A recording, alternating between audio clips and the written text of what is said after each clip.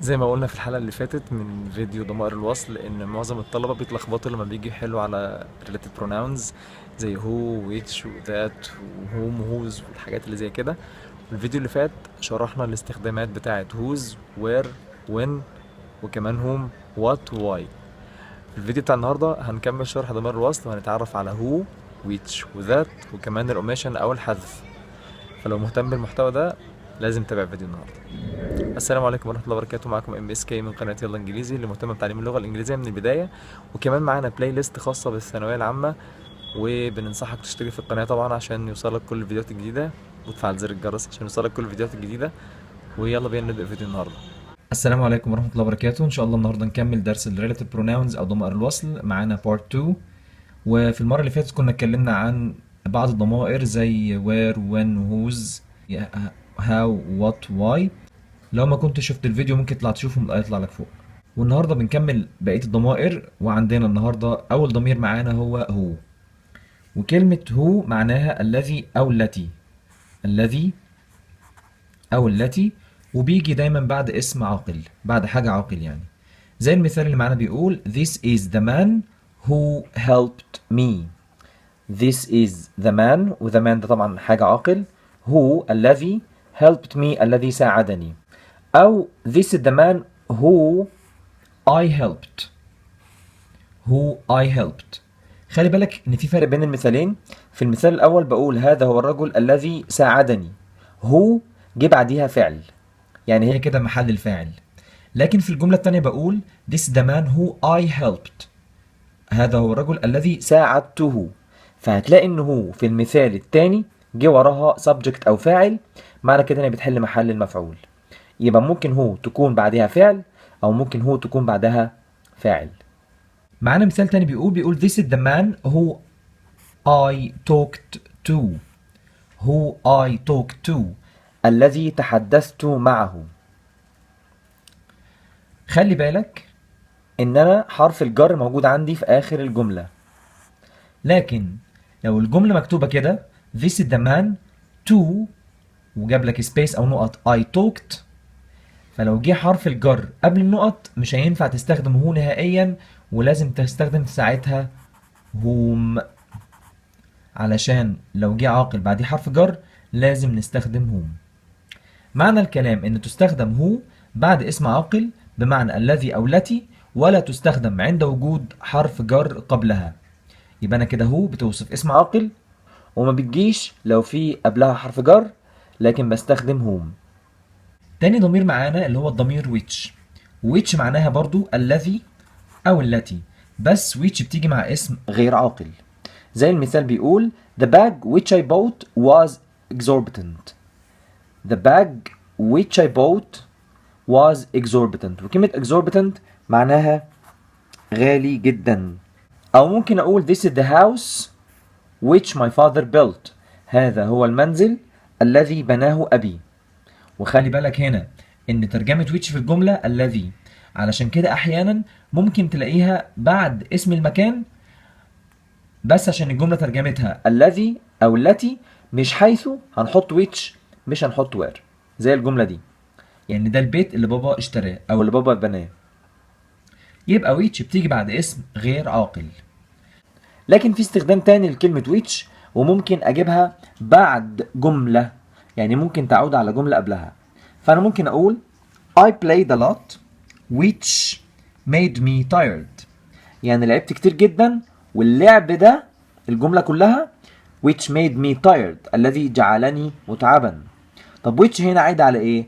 قال لك هنا مفيش حاجة غير عاقلة قبلها، ولكن which دي عايدة على الجملة كلها، عايدة على اللعب كله.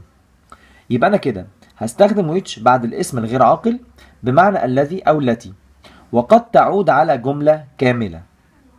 في المثال اللي بعد كده بيقول أحمد took a test which was difficult.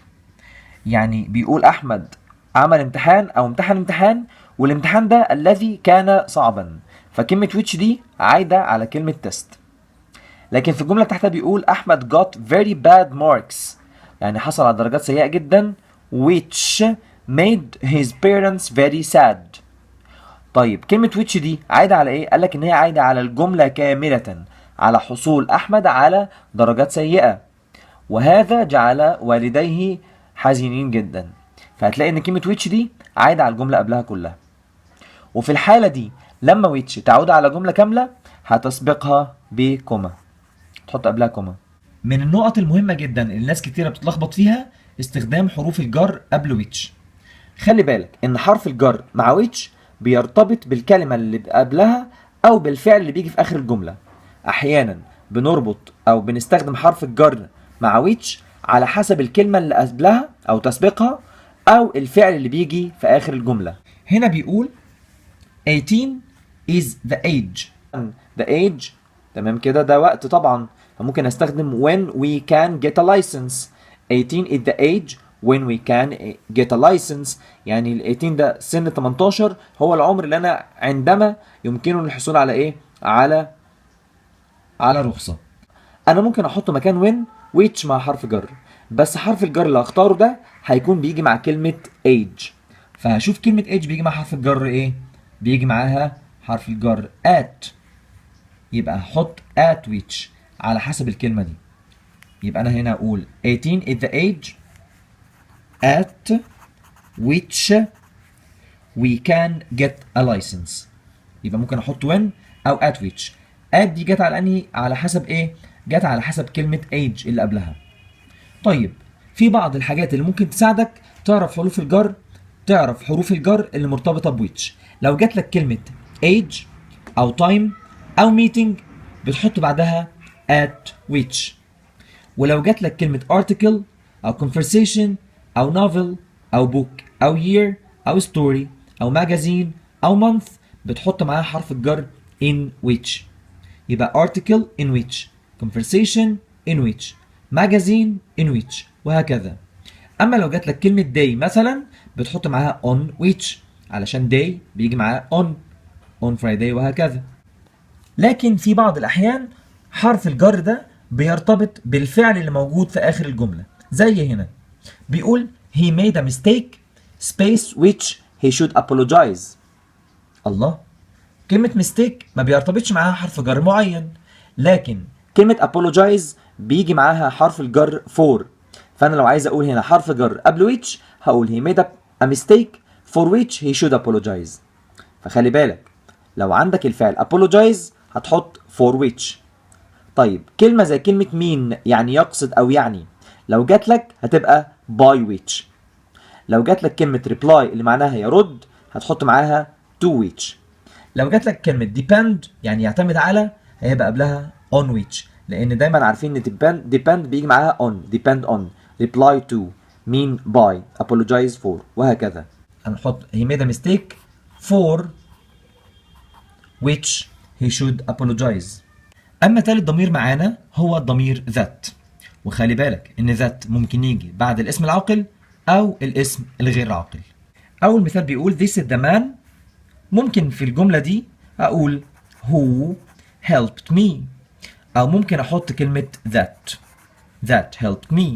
يبقى لو عندي عاقل ممكن أحط who أو that. this is the man space I helped. خلي بالك إن أنت عندك هنا في فاعل، فلو في فاعل بعد الاسم العاقل ممكن تحط who، وممكن كمان تحط whom، وممكن تحط كلمة that.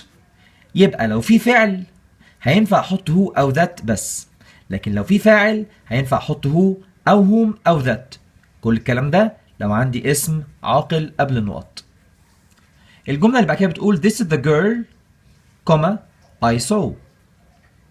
قال لك هنا خلي بالك لو عندك كوما اوعى تستخدم that، فممكن تقول this is the girl who I saw أو whom I saw. لكن لو جيت تستخدم that وعندك كوما في الجملة ما ينفعش.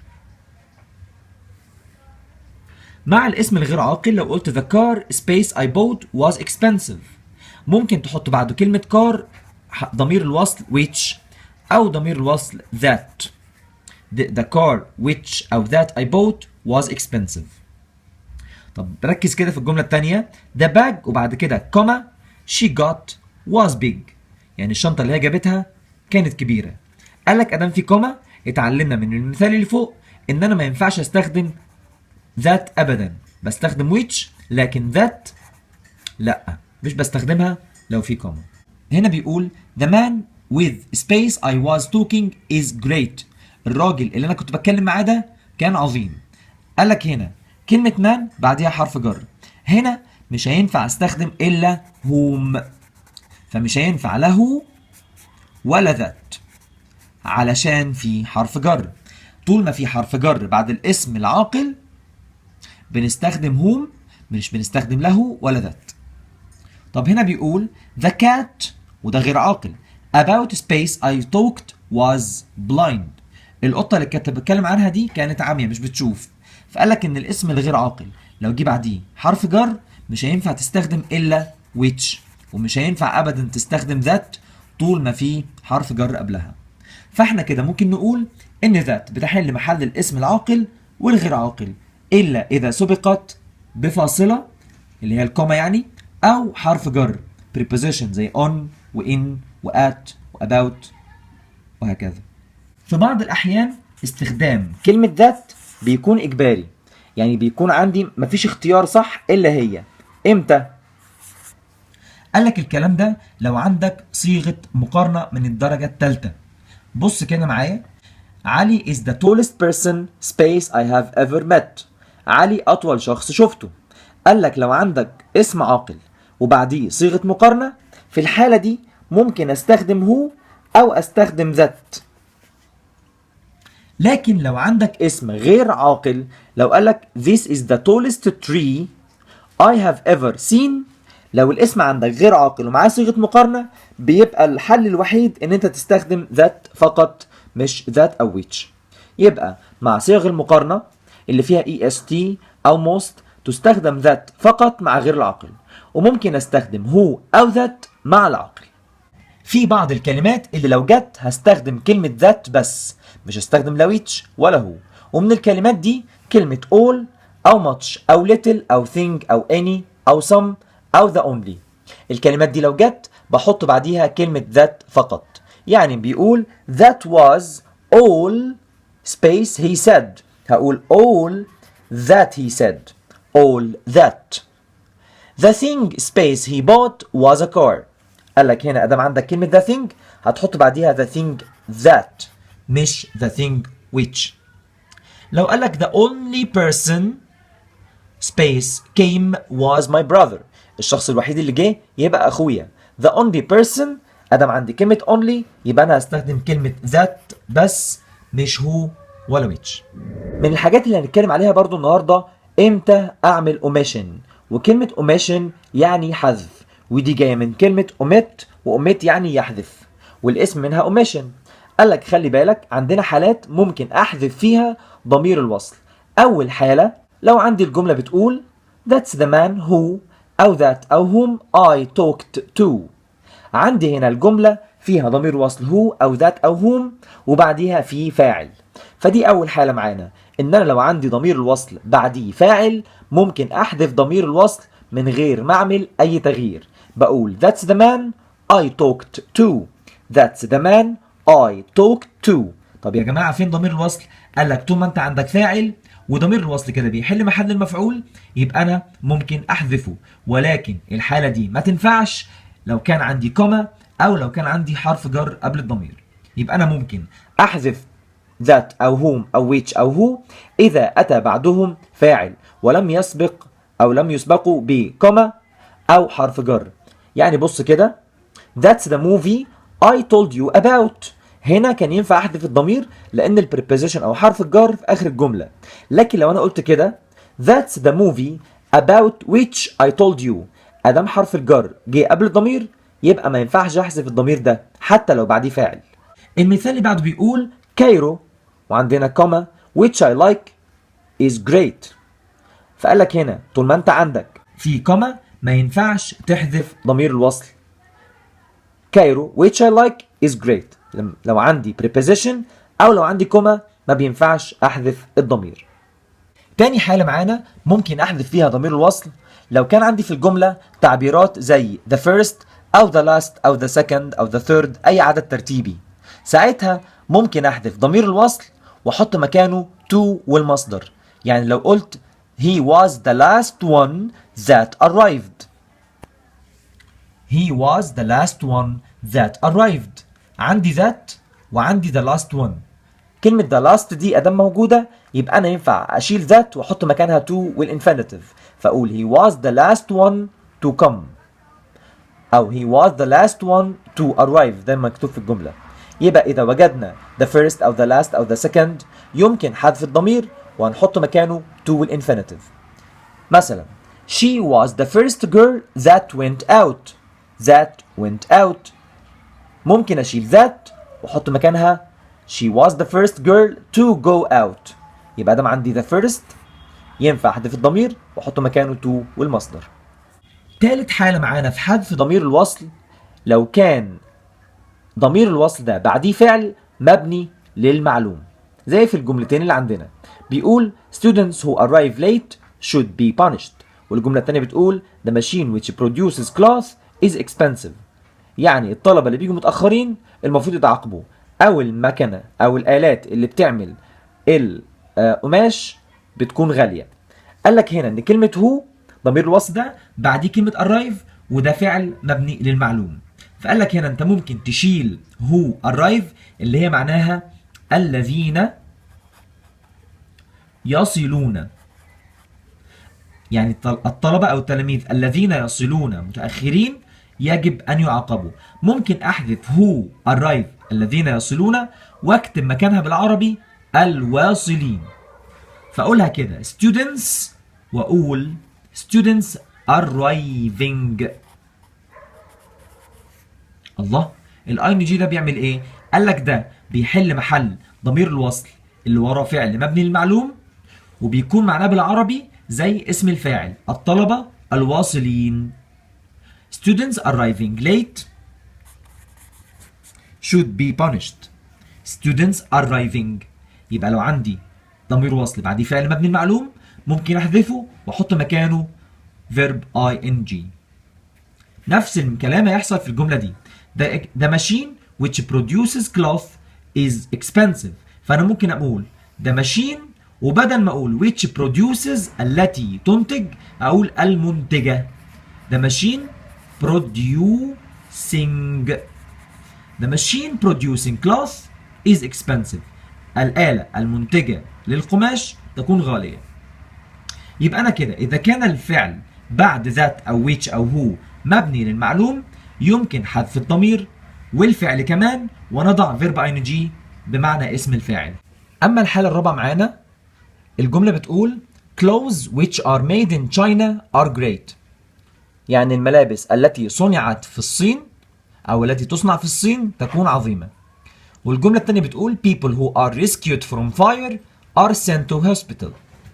are sent to hospital يعني الناس اللي بيتم إنقاذهم من الحريق بيتبعتوا للمستشفى. طبعا خلي بالك إن كلمة أو ضمير الوصل which وراه are made وهو وراها are rescued، وباين جدا إن الفعل بعد ضمير الوصل مبني للمجهول، فبيقول clothes which are made يعني الملابس التي تصنع. طب ما أنا ممكن أقول بالعربي الملابس أو الملابس المصنوعة، أنا ممكن أقول بالعربي الملابس المصنوعة.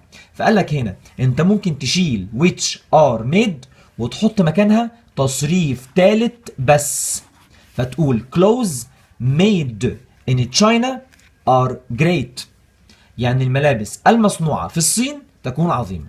يبقى أنا لو الضمير الوصل بعديه فعل مبني للمجهول زي are made أو are rescued ممكن أحذف ضمير الوصل وأحذف كمان verb to be ويتبقى لي التصريف الثالث بس.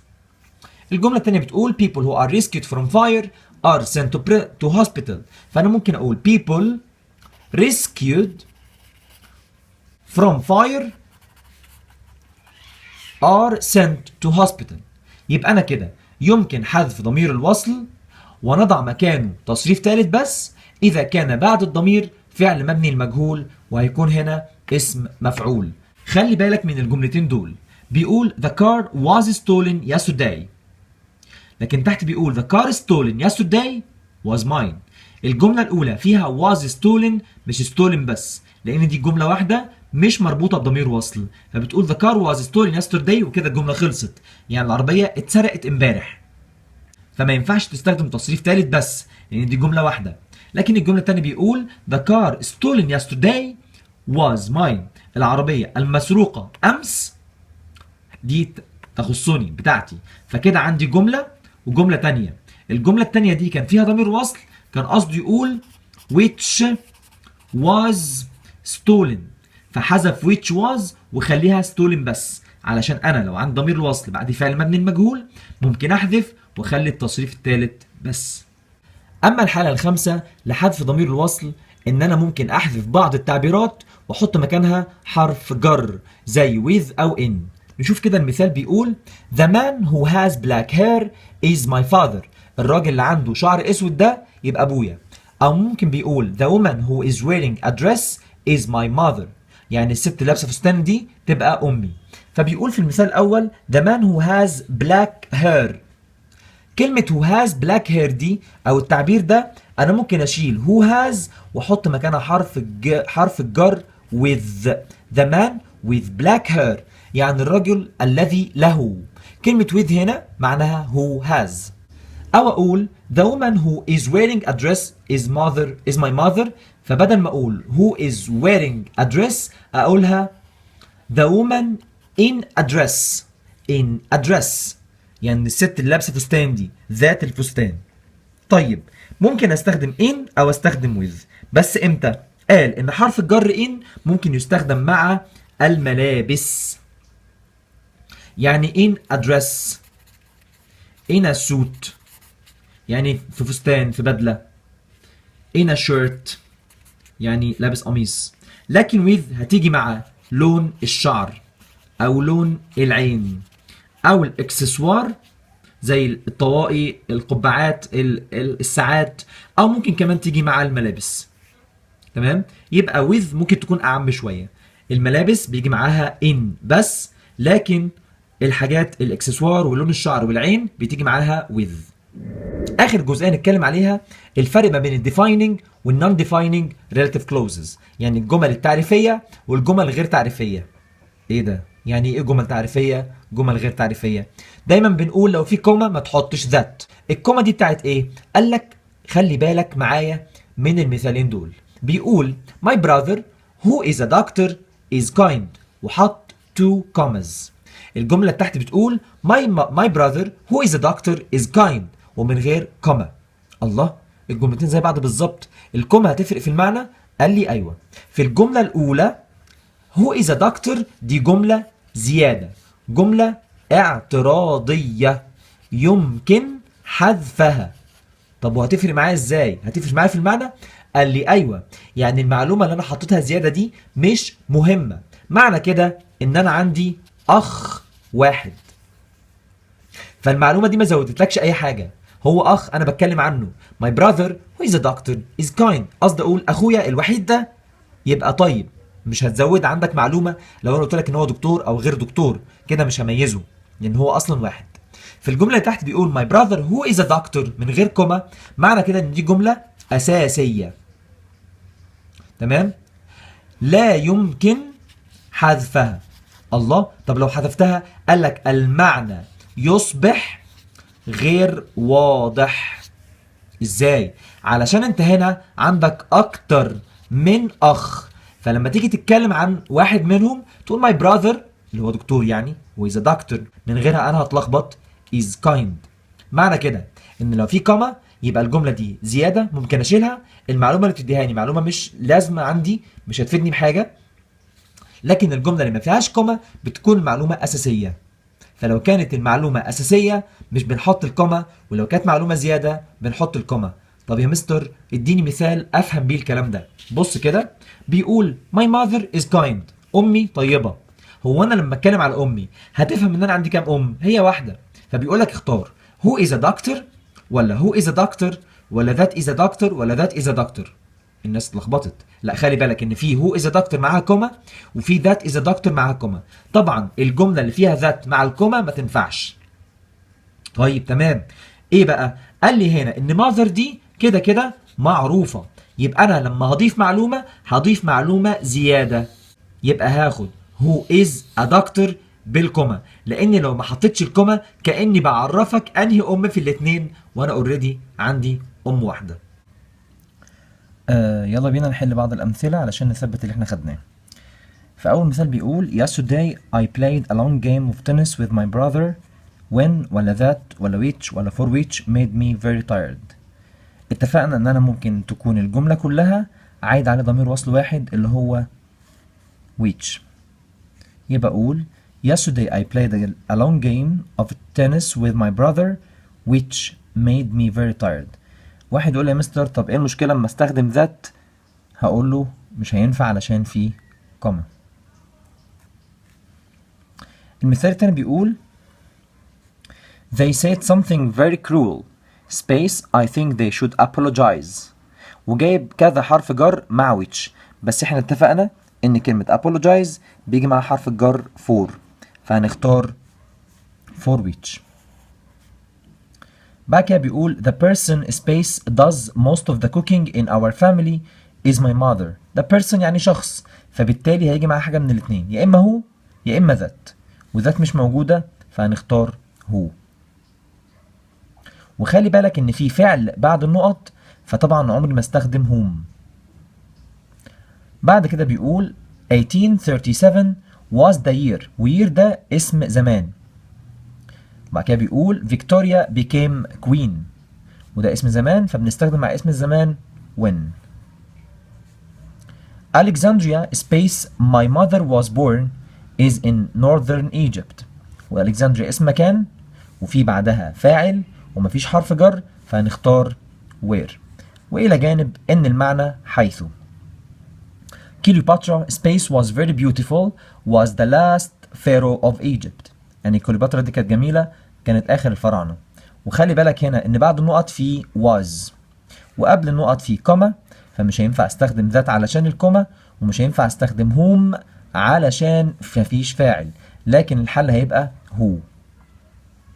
بعد كده بيقول space in the battle the soldier was taken to hospital، يعني الجندي أخذ للمستشفى، فبيقول space in the battle يعني إيه بقى؟ injuring ولا injured ولا injures ولا injure؟ injure يعني يصاب، فقصدي هنا الجندي المصاب يعني اسم مفعول، فهختار تصريف ثالث للفعل injured in the battle the soldier was taken to hospital. ركز معايا في الأمثلة اللي جاية. بيقول the man space robbed the bank had two pistols، الراجل اللي سرق البنك كان معاه بندقيتين، فبيقول لك استخدم هو ولا ويتش ولا مفيش ضمير ولا هوز، هتبقى هو robbed الذي سرق. the man space robbing the bank had two pistols، نفس الجملة بس جايب هنا verb ing. الله، verb ing معنى كده ان هو حذف ضمير الوصل، ولما احذف ضمير الوصل وهو محل الفاعل هحط مكانه verb ing، معنى كده ان انا مش هختار اي حاجة، اختار no pronoun او نقط. يقول التلاميذ الواصلين، فمعنى كده ان انا حذفت ضمير الوصل وحطيت verb ing. رقم 12 بيقول the sales manager of the company space is 26 years old studied economics at university، اللي هو sales manager of the company. في ناس كتيرة ممكن تفتكر ان انا بتكلم على الكومباني، لكن انا بتكلم على مدير المبيعات، فمدير المبيعات ده شخص يبقى استخدم هو. بعد كده بيقول the person space the company belongs to is an accountant، the company belongs to is an accountant. بيقول لي who ولا which ولا where ولا هن ولا when، تبقى who علشان ده اسم شخص. رقم 14 بيقول my uncle أحمد space is a businessman lives in طنطا، أدم ده اسم شخص يبقى استخدم who، وما عنديش ذات فمش هتلخبط تشفى، فهتبقى who broke.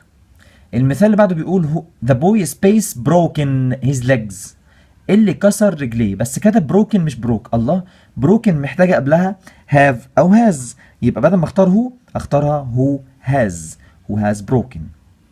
كده بيقول the man space arrested yesterday had robbed the bank، الراجل اللي اتقبض عليه يعني الذي قبض عليه، فلو هقول هو يبقى المفروض تكون who was arrested، بس انا عشان عندي بعد ضمير الوصل فعل مبني المجهول، يبقى انا ممكن احذف واخلي تصريف ثالث. فانا هقول the man arrested yesterday من غير اي حاجه، عشان انا حذفت ضمير الوصل وفيرب تو بي وخليت تصريف ثالث. بعد كده بيقول the man space was arrested yesterday had robbed the bank. الله، ده في was هنا، يبقى انا ارجع ضمير الوصل زي ما هو. the man who was arrested. طب ليه يا مستر مختارش whom؟ علشان ما فيش بعدها فاعل. وبكده نكون خلصنا فيديو النهارده وبس كده. وبكده يكون فيديو النهارده انتهى، واتمنى تكونوا كلكم استفدتوا. وطبعا بدعوكم ان انتوا تشتركوا في القناه وتفعلوا زر الجرس عشان يوصلكم كل الفيديوهات الجديده، واشوفكم في فيديو جديد. والسلام عليكم ورحمه الله وبركاته.